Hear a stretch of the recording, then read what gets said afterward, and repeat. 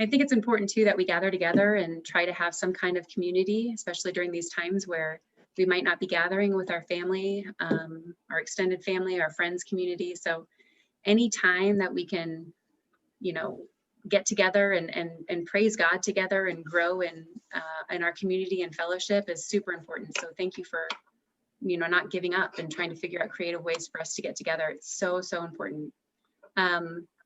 So we wanted to kind of split tonight up in a couple different topics. We're mainly going to be talking about gratitude, but we're going to start with kind of what is gratitude? What is gratitude to you? Each couple has a different perspective, I think, on gratitude within our families because we all are at very different stages in our lives. We've got our youngins, David and Bethany, who are reminding us of those earlier times in life where certain things we were very grateful for and we struggled with certain things too.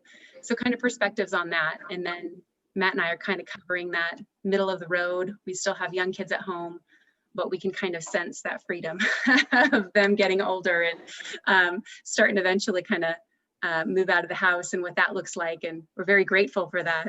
And then we've got Vicki and Greg who are very experienced and their kids are already out of the house and they get to be grateful for grandkids and the new adventures that they bring.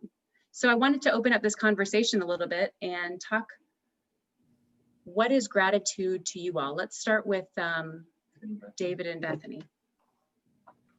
Yeah, I would say, thanks, Stacy. I know when we first dug into the idea of gratitude and speaking about it tonight, we tried to find out, are there ways we implement being grateful in a regular way, or is it something we sit back and let happen to us and take in as it comes? And I think an answer to that is probably both. So there are certainly times when events happen and we're able to be grateful in those circumstances, but we also have an opportunity to be grateful within circumstances that are happening to us, whether it's for the opportunity to be in that position or for the opportunity to make a difference. And so it's a coming and going emotion, but it's also something we can cultivate in our daily life. We've talked about how it's ultimately a choice sometimes to be thankful and to choose your attitude about a circumstance and a situation. I think we'll talk a little bit more later about seasons of life that we're in, and a small example in our season that we're in right now is we have 2 children who are under the age of 2, and yes, you alluded to it with kind of a joking comment about not sleeping at night, and so there's a little bit of that going on in our household these days. Luckily our daughter youngest is a pretty good sleeper, but there are times in my day, especially when I am wrung out, I'm deprived of energy.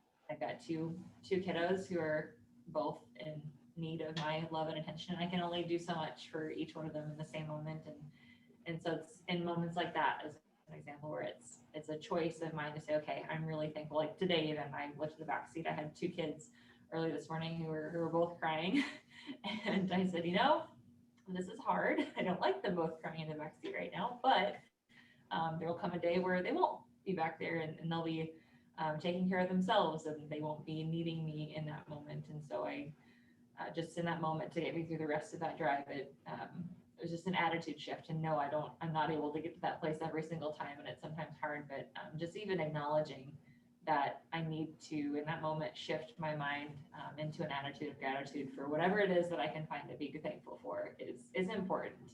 From a spiritual, emotional, and physical health standpoint, it's important to get yourself to a place of gratitude rather than sitting in a place of being frustrated or stressed or whatever it is. But that all is, those emotions are real, and I think we're going to talk a lot about the importance of being honest with what your emotions are. You brought up the idea of gratitude as a choice, and it makes me think about, we also talk about love as a choice, practicing all the virtues as a choice, but it's such an important choice to make every day, and I can't stress that enough from the perspective of our own faith.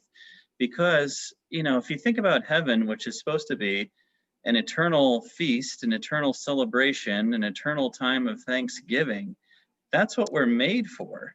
And that should signal to us that in this life, on this planet, preparing for that eternal feast, if we're not being thankful or choosing to be thankful, we're actually going against what we're made for. We're going against our nature. And when we know those feelings that come to us when we're not focused on the things that we're thankful for. We know the sadness we feel, the sense of purposelessness or pointlessness, or jealousy creeps in, or dissatisfactions of all kinds.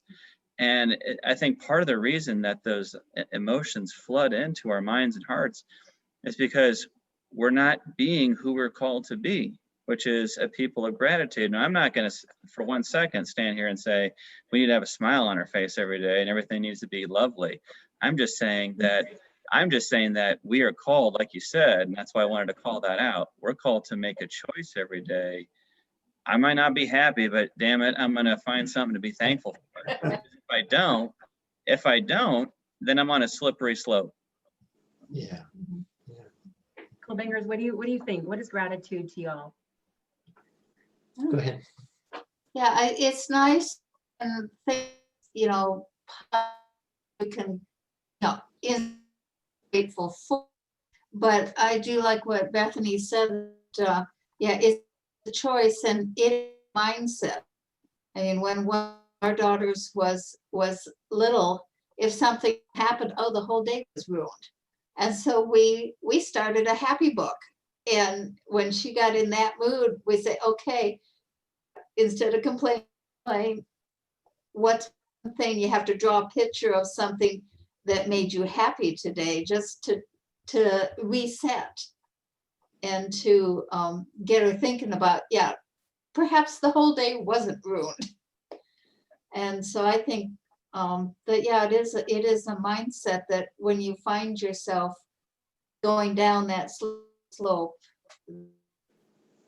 gratitude is something that can turn it around and focus on the love, on positive. Absolutely. I think it's definitely both and, you know, we talk about it being a choice. It's even the act of saying thank you. I mean, so tonight when we're talking about gratitude, it's a mindset, it's an attitude, and it's actually the act of saying thank you. So it's kind of all of these things. And I think we're going to touch on all these things tonight. Gratitude is just one of those terms that has a lot that kind of falls under it. So we're going to try and touch on all of it. But one of the things too, I just wanted to mention is, so I don't know about you guys, but sometimes we're tempted to complain and be the victim, right? So the opposite of gratitude would be this, look at me, this is hard. I want you to see how hard this is for me. And I'm not sure about you guys, but I am tempted to do that all the time, you know, getting up, changing poopy diapers, making dinner, cleaning dinner, vacuuming the floor for the 8th time in a row, cleaning the bathtub after the babies go poop in it, you know, all the things that we do. You know, there's sometimes this attitude or this temptation to, this is just so hard for me, right?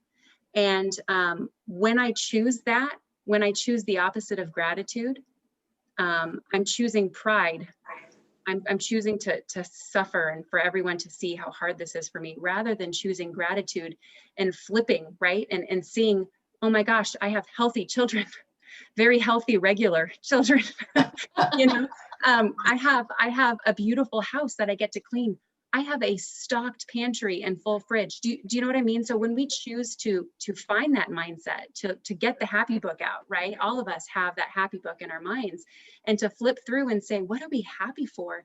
It makes making dinner, honestly, and it sounds kind of cheesy, but it makes making dinner a privilege. Like it starts to shift things for me. And I find myself having more energy to do things, just being happier in my relationships, so much fruit coming from that. So couples here, friends here, tell me, what is this attitude of gratitude or this perspective shift? How have you seen the fruit of that with your spousal relationship, but also with your families?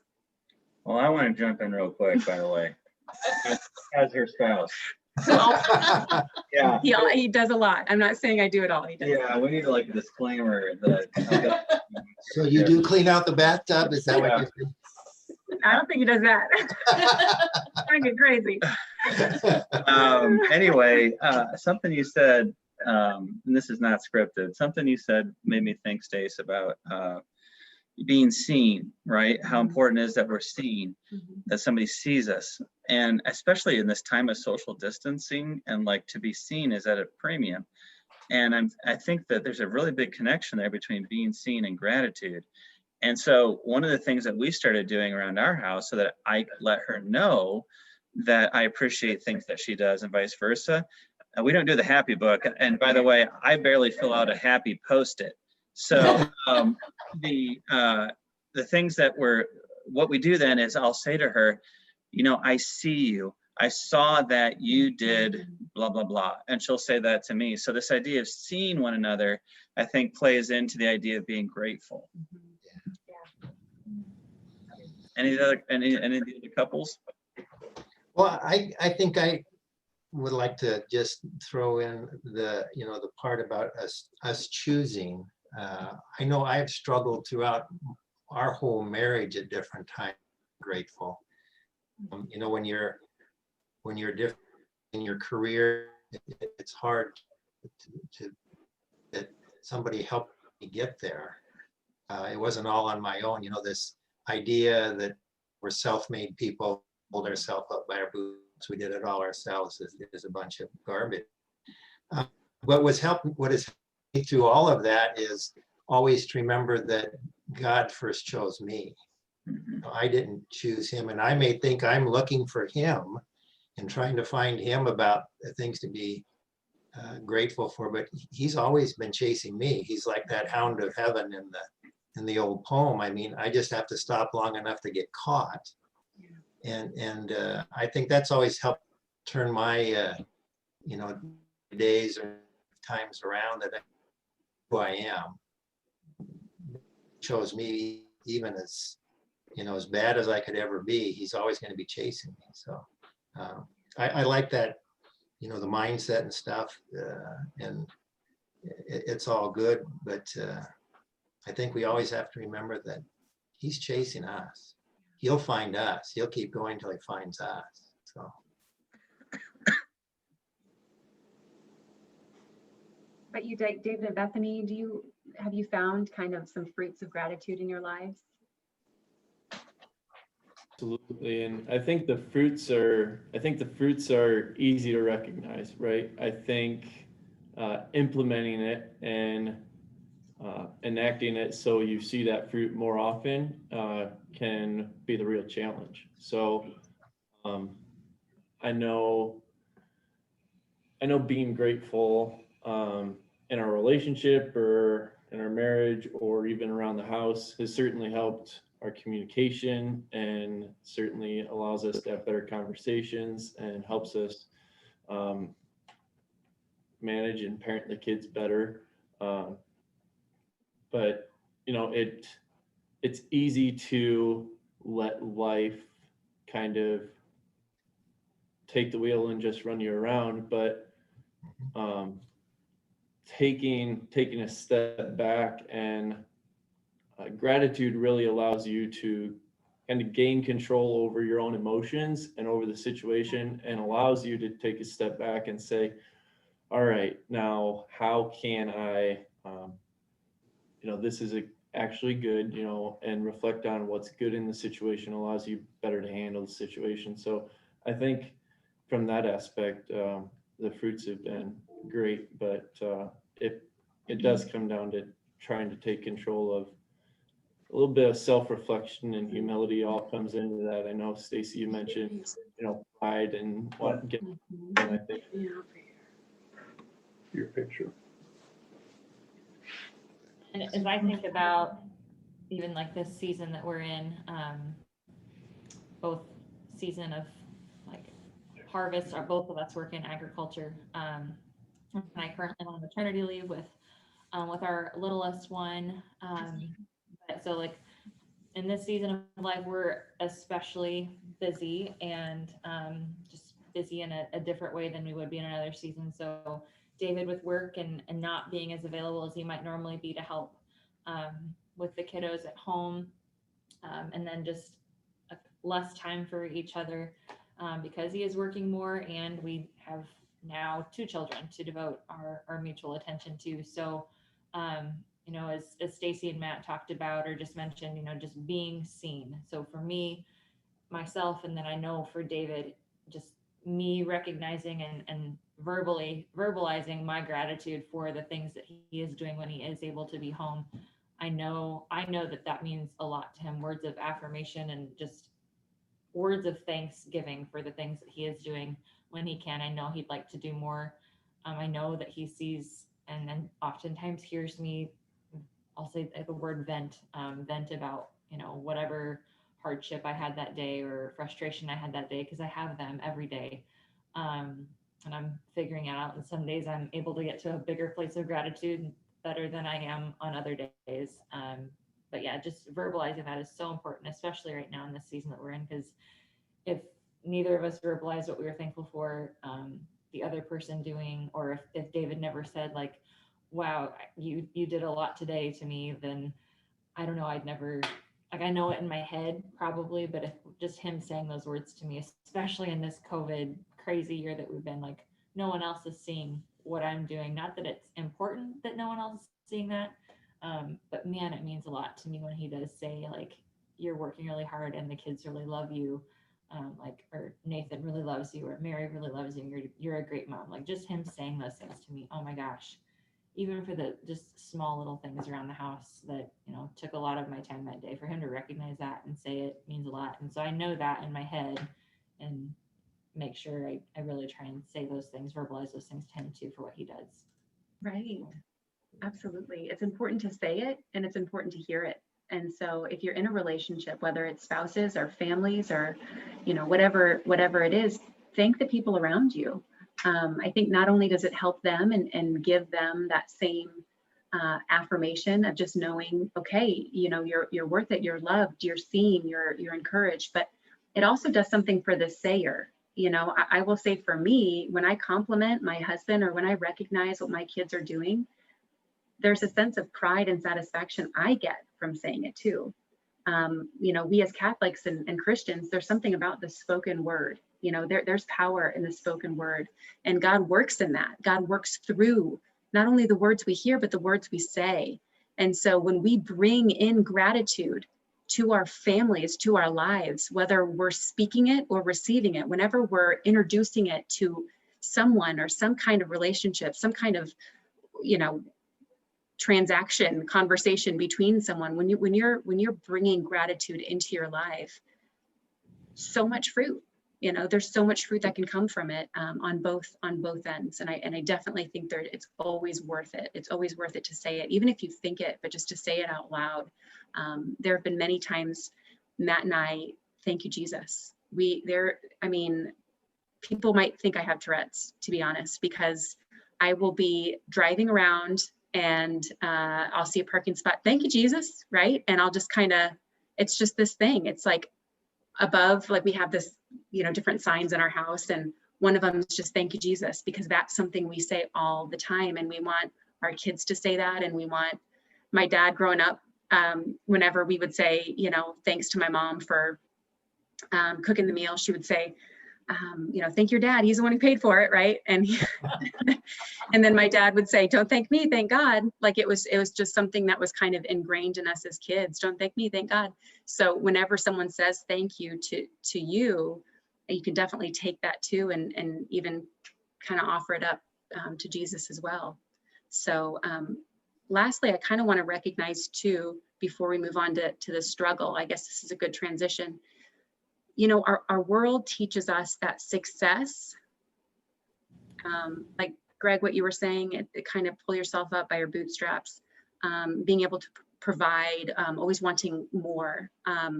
You know, me personally speaking, kind of where I am in my life, I'm not sure if everyone struggles with this, but social media is a blessing and a curse. It's a blessing because you're able to have and nurture these relationships online when you can't always. but there's the struggle of kind of seeing the best of everyone. So you're comparing the worst of you to the best of everyone else. And it can really rob you of joy and satisfaction and being in the moment and thanking God for what you have in the moment.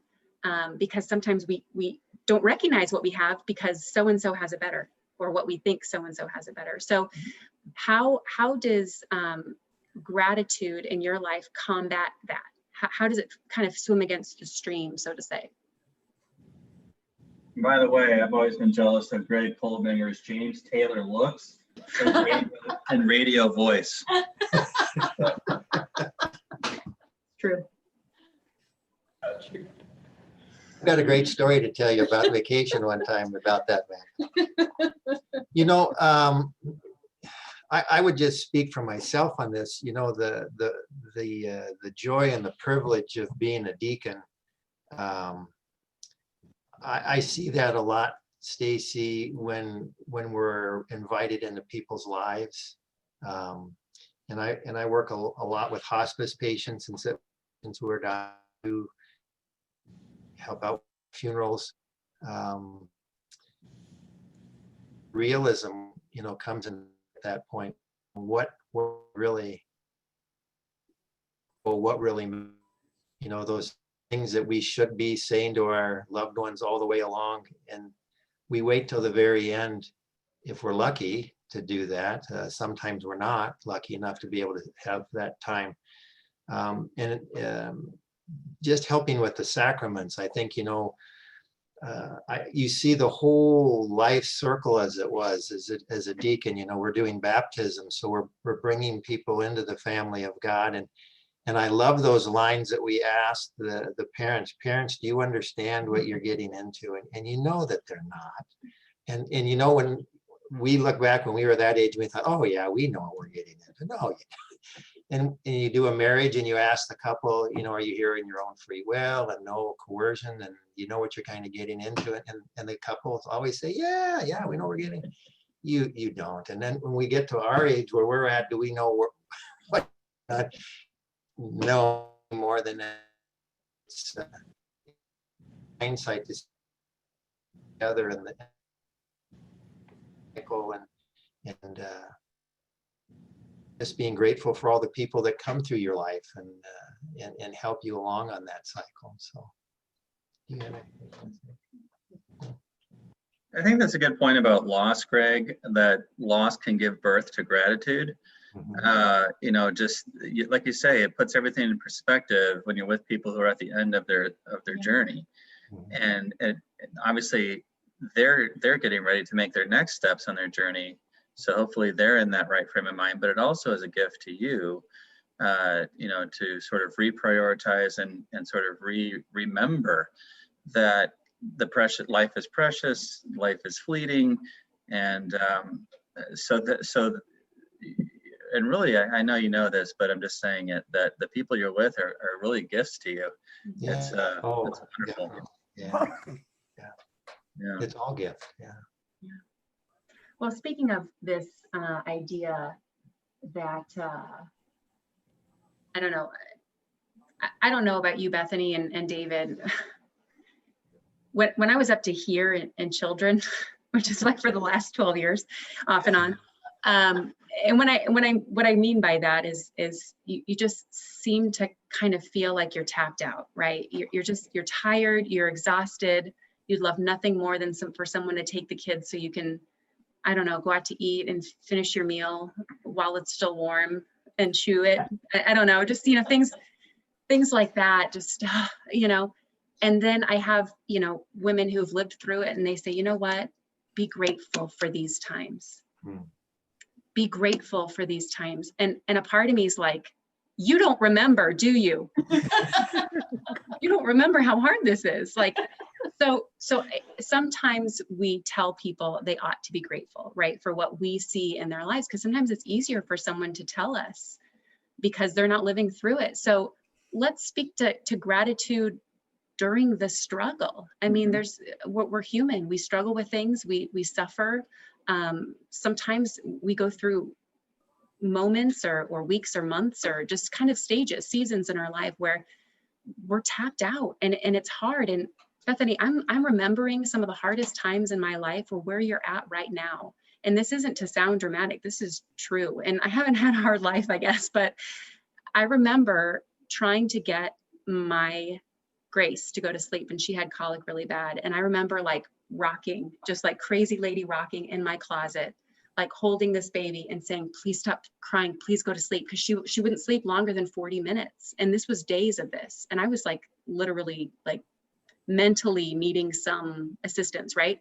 So I remember just like crying out, literally crying. She was crying, I was crying out, and I'm like, I'm done. I can't do this, you know? So in those moments, are we supposed to just pretend everything's okay and be grateful? I mean, how do we navigate this? How do we choose gratitude in those dark times? And obviously not everyone's there in that particularly hard struggle, but you know, please speak to the times in your life where things are hard. How do we maintain that sense of gratitude?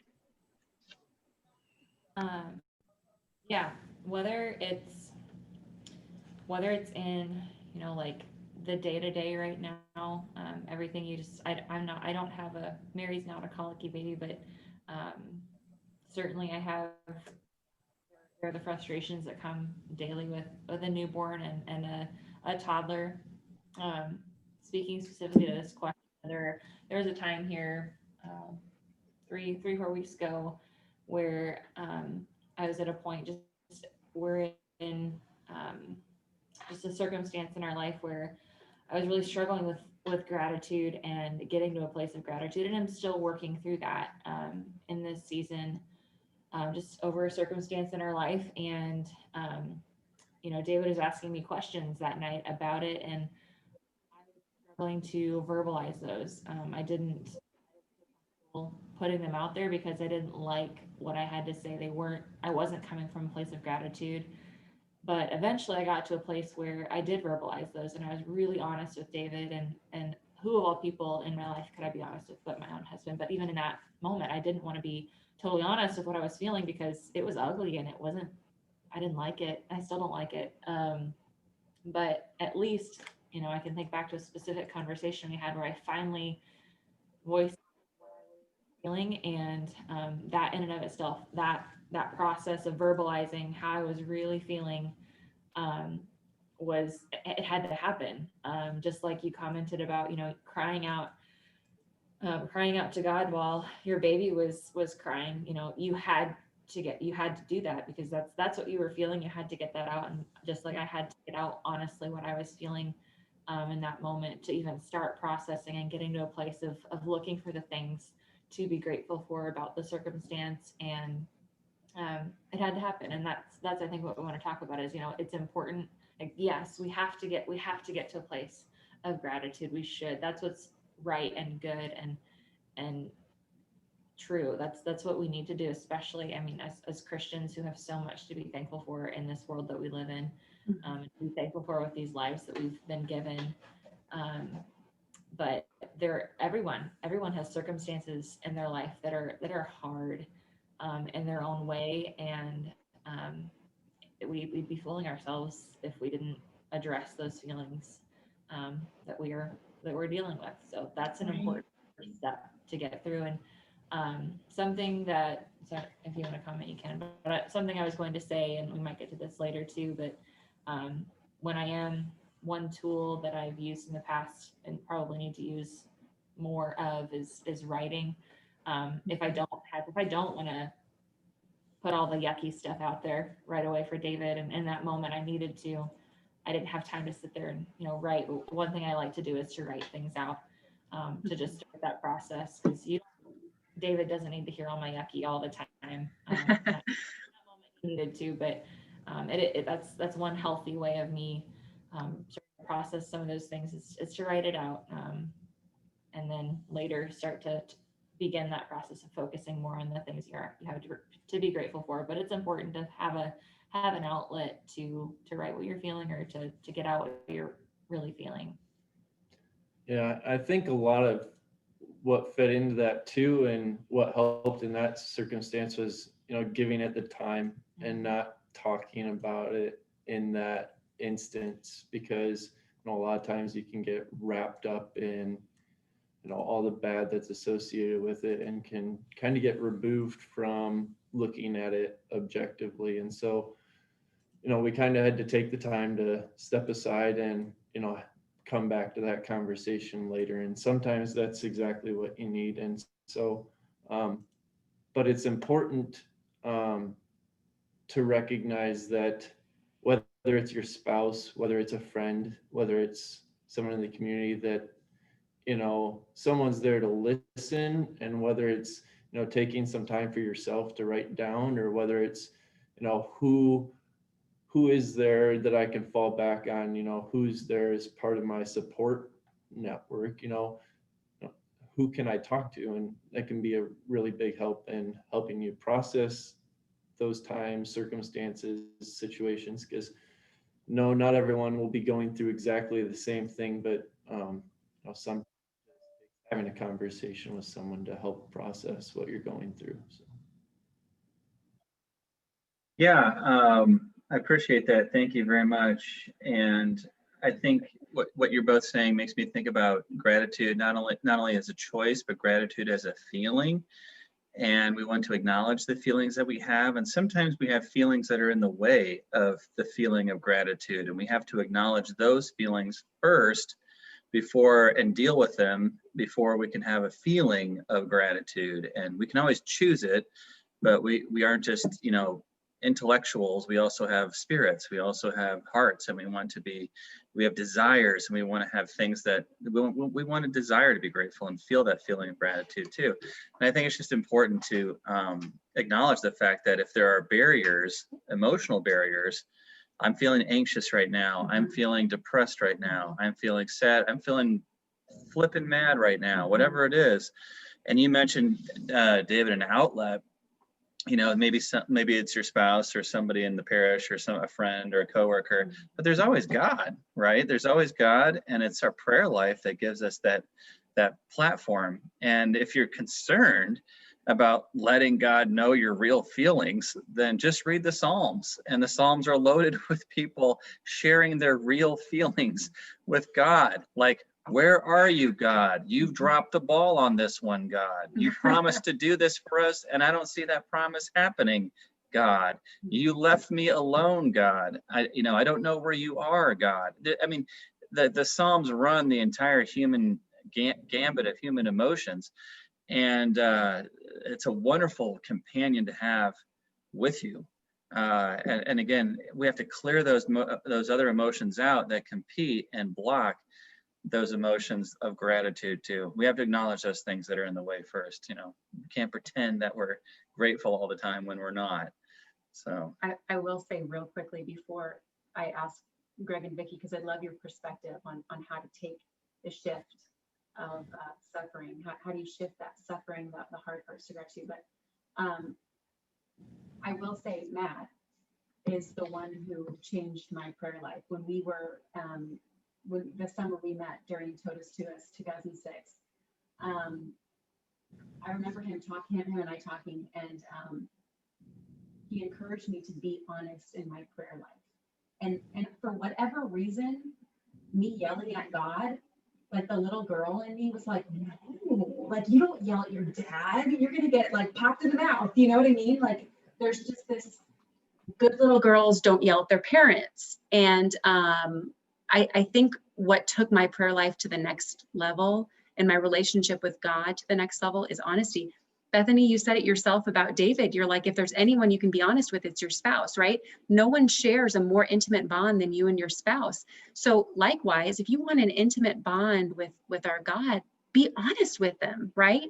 And the cool thing about venting to God is his shoulders can handle it. It doesn't matter how you phrase it. It doesn't matter how much time has passed. If you want to yell and if you want to cry and if you want to be honest in your struggles, yell out to him. And I always felt in my little girl prayer life that I had to kind of clean up and edit myself before I could pray. Okay, I got all the bad stuff out. Okay, God, here's the good stuff. You were good. You were wonderful. Thank you for everything, blah, blah, blah. But I think what you both had to say is right on, in that in order for us to get to that place of gratitude, we need to be sincere, because BS gratitude doesn't work. You know, we can't lie gratitude. It's got to be honest. And in order for us to be honestly grateful, we have to be honestly suffering, and we have to recognize that in order to kind of move on. And unlike a therapist, God never says time's up, and he never says, you know, he doesn't bill your HMO. So you can sit there and complain all night long, whatever you want to do. I sort of what Stacy said about taking this to a practical level. This is our last piece tonight for discussion. I don't want to hear Greg and Vicki about something. Okay. Right, about, well, and this is to tie in like how you're handling suffering, but what are some practical things that you do, both couples here, and we'll answer too, but practical things you do when you're not in that space of gratitude to get in that space. How do you foster it, especially in times of suffering or difficulty? Well, I think what you said about the obstacles to being grateful, because we've kind of noticed that a lot of times, you know, when they're in the spot where, yes, the woe is me, or things aren't going right, or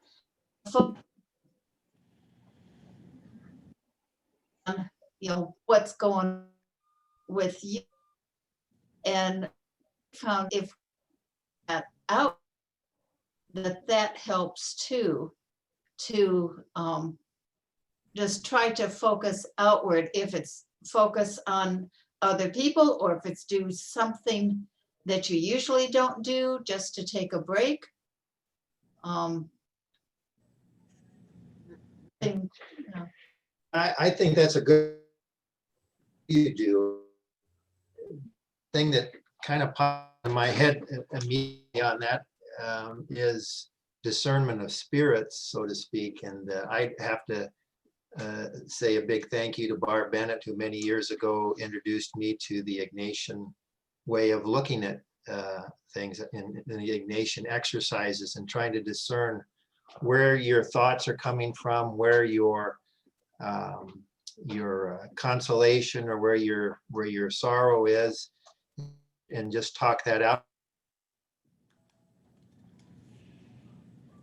And you were mentioning Psalms.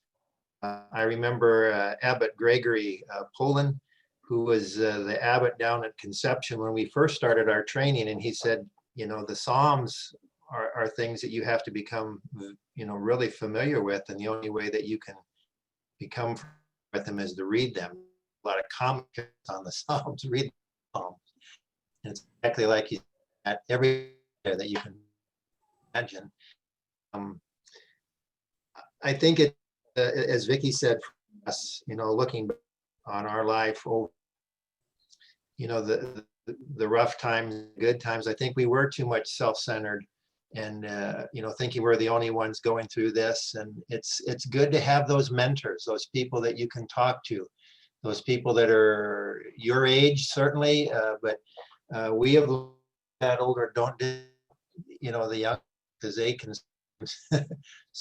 bring you back to reality, hurry, and because you kind of, at least we do, kind of forget those nights when the babies were crying and things, you know, you kind of put that out of your head, that's gone, or waiting for the teenagers to come back, you know, from a date or whatever it is. And your focus changes, you know, you worry about different things as you pass through the different phases. And we just come, I think, to a appreciation for the whole process.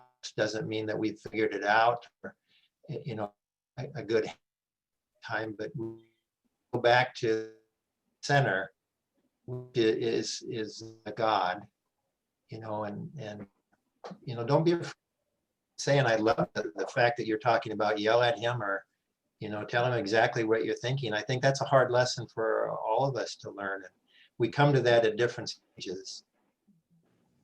But I think that you hear that message and internalize that, and it's okay to do that. I can't remember ever hearing that when I was your age, or you know, David, Bethany's age. Okay to yell at, oh gosh, no. at least 15 venial sins or, you know, whatever. You got to go to confession about that. 15 Hail Marys. Yeah, it's not Yeah, worth it. yeah. So I'm glad you guys are bringing that up. That's a great thing. So. Well, thank you. Thanks for sharing that. I want to, your sound was a little cut in and out, but I thought it was important to kind of highlight the things that I did catch was, Vicki, you saying that sometimes when we struggle to be grateful, we're too inward focused, that it's important to focus outward. I have to echo that 100%. If I have any wisdom to share in my 12 years of being a mom and loving a family, when I start to get bitter and it's hard for me to be grateful, it's because I've been focusing on myself too much, 110%. And that when you start focusing on the other, what they need and being caught up in their needs, the joy starts flooding back. I don't know logically how it makes sense, but it does. So I definitely 100% want to echo that. Focusing outward does help us with that gratitude and joy. And then Greg, you mentioned too, just kind of discernment of spirits. So where that sadness is, anger, you know, where those feelings are coming from, which ones are bringing peace, you know, you kind of have power over which voices are being heard. And so using that power, calling upon God, using the Examen and other Ignatian practices and being able to discern certain things. And then of course, reading the Psalms, just picking up, you know, they actually sell books. They're like, instead of the New Testament or Old Testament or all of the Bible, it's just the Psalms, or just pick up any old Bible and start reading the Psalms and seeing how familiar these feelings are. And you feel affirmed. You're like, okay, I'm not the only one who talks to God this way, or I'm not the only one that feels that way. So those are really great practical things to help us figure out kind of what's going on within us, but also to bring us to a place of gratitude. So thank you for sharing those. David and Bethany, do you have some practical steps? How can you instill the sense of gratitude in your families and in your lives? Absolutely. I think both of you guys have all hit on some really good points, and Halbach's for bringing it back to prayer, and Kolbinger is on prayer and on focus. Where are you focused on? And that has a lot to do with it. And I think a lot of times, most of the times, we're the obstacles, right? We're our own worst enemy when it comes to being grateful. And sometimes it's taking our problems to prayer, and sometimes it's recognizing that I really need to get myself to confession because I'm the one in the way here, and that's where I need to start. And I know, Stacy, earlier you talked about just saying thank you, Jesus, and that reminded me of something do with the kids every night. We have a crucifix and a picture of Jesus hanging on the wall upstairs, and every night after we brush our teeth, we go by and we say, good night, Jesus, thank you, Jesus, I love you, Jesus, and we go to bed. And so it's something small, but it's a quick little prayer down the hall as we settle in to read and night prayers. And so it's just little habits that I think we can instill, and that's what it's about, right? It's helping build those habits, because all too often we can get into a bad routine or something. But I had a friend share with me just when you lay your head on the pillow, think of 3 things to be grateful for. And it can, I've heard a lot of different tools, aspects on being grateful, and some people have a gratitude journal, and but all too often people can struggle with being stressed or anxious or wondering what the next day is going to bring, or and it can really affect that night's sleep, and then that affects the next day, right? But when we lay on our head on our pillow to just reflect on the day and think of 3 things that you were grateful for, either before or after your prayers that night. And I think that can really help just relax and put you in a good frame of mind for the night too. But those are a couple of things that I know we've done. Yeah, and for me personally, I've kind of touched on, or I have touched on this a little bit already tonight, but practically in my own life, it's important for me to slow down and recognize, like I said, my feelings, and work through those thoughts and emotions. Because if I don't, I'm not taking control over them. Because I'm gonna have, any one of us will have frustrations or things that in the moment we might not be thankful for if we don't think about what we do have to be thankful for in that moment. So I have to, we all need to completely just take a step back and shift our perspective. It might not be right then, but gosh, you know, David said it, you know, maybe a good practice to get into is at the end of your day, if you haven't gotten to a place of gratitude for whatever small thing happened that day or bigger thing that happened that day, to at least start to work through that. And I recognize, and I know in my own life, like it might not be that day that you're going to get to a place of gratitude, but if you don't continually work on getting to that place, I loved the perspective that was shared earlier. Obviously, you're focusing too much on yourself and you're not being intentional about focusing on other people or other things in your life that you could pour out that gratitude for, because there will always be something in your life for, no matter your circumstance that you're in.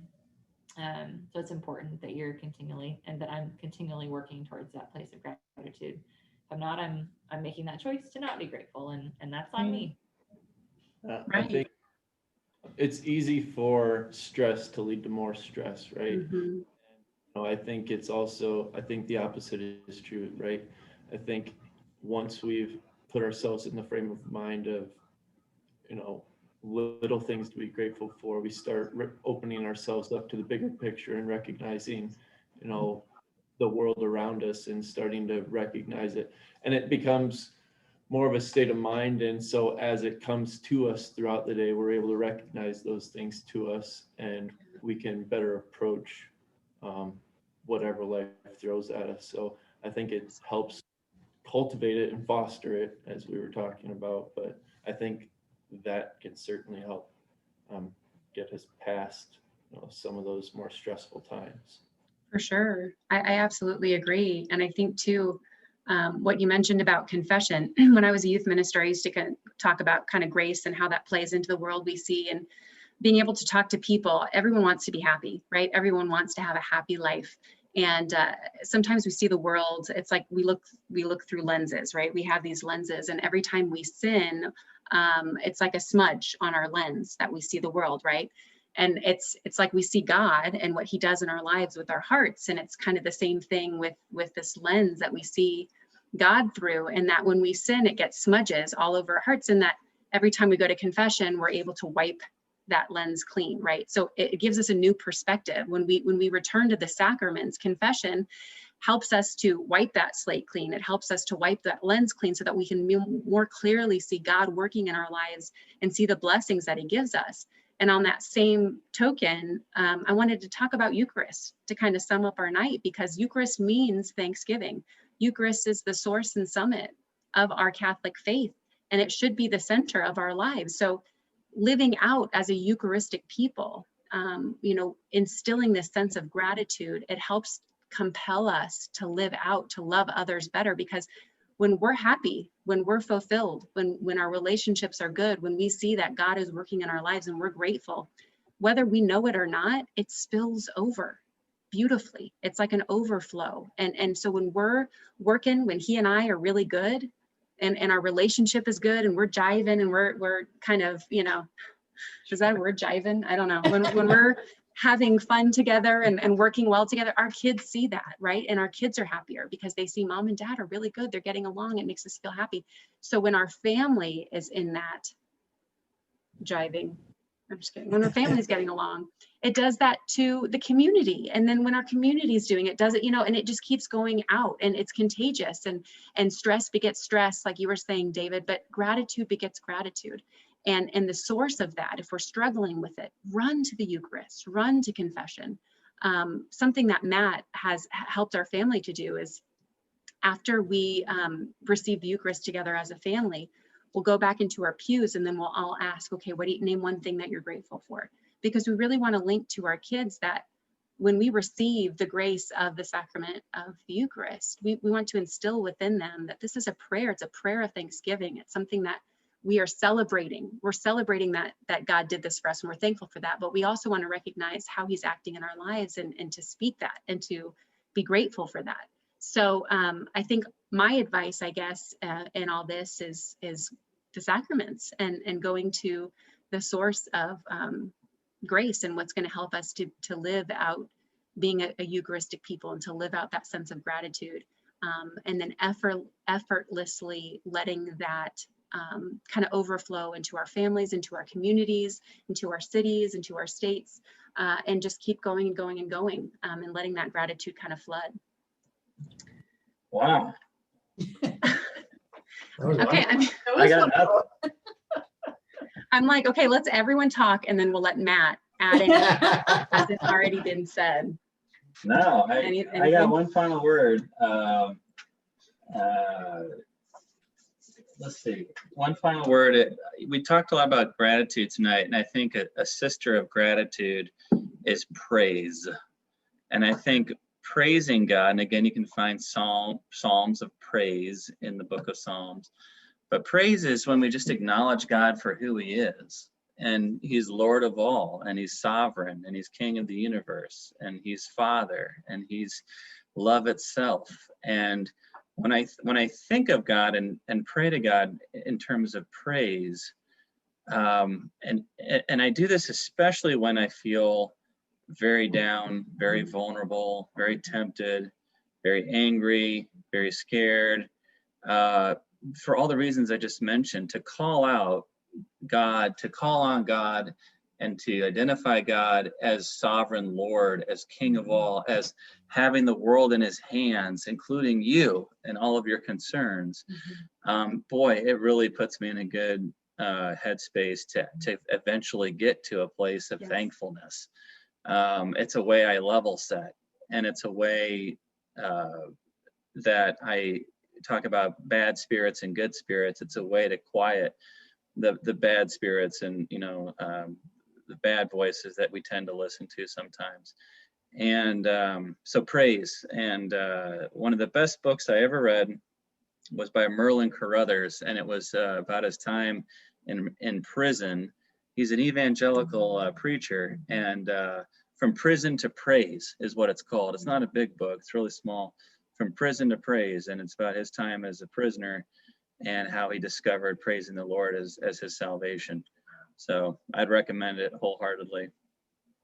I just want to take a second and be thankful for each of you, not only our couples for taking the time and being vulnerable and sharing with us your wisdom and what you're going through right now and how you're getting to a place of gratitude. And I want to thank all of our participants here as well. Thank you for listening. Thank you for giving us some time tonight.